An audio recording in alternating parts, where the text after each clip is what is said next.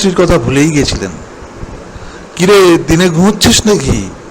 গায়ত্রীর তীর্যক মন্তব্যে একটু রোষান্বিত হয়ে মিস্টার রয় উত্তর দিলেন, কেন, কি হলো আবার? যে তিনজন মারা গেছে তাদের পরিচয় পাওয়া গেছে। এরা একটা আন্তর্জাতিক চোরাচালানকারী দলের সদস্য। এই তিনটে মূলত দালাল, যারা চুরি করে তাদের থেকে জিনিস নিয়ে ক্লায়েন্টকে বিক্রি করে। কাটমানিতে এদের জীবন চলে, বুঝলি? এদের দলটার নাম হলো রেড হেরিংস। আন্তর্জাতিক চক্র, সারা বিশ্বে এদের এজেন্ট আছে, আর ক্লায়েন্টও আছে সারা জগৎ জুড়ে। লোক তিনটির নাম হলো মিস্টার প্রদীপ দত্ত, যোগেন সিং আর মরুকেশ্বর চ্যাটার্জি। বাপরে, নামের বহর দেখে রয়বাবু একটু বাধা দিল। হ্যাঁ, গায়ত্রী মুচকি হেসে বলল,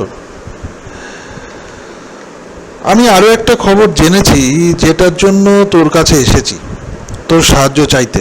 কিরে, করবি তো? নিশ্চয়ই, তোকে সব রকম সাহায্য করার কথা। উপর থেকে অর্ডার আছে। ভালো, তাহলে এবার উঠে পড়, বেরোতে হবে। কোথায়?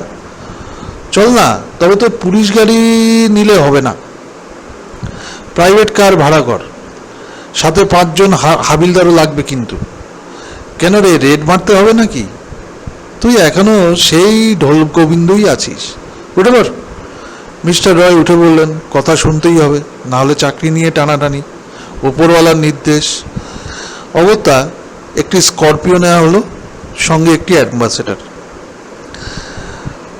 কারণ টোটাল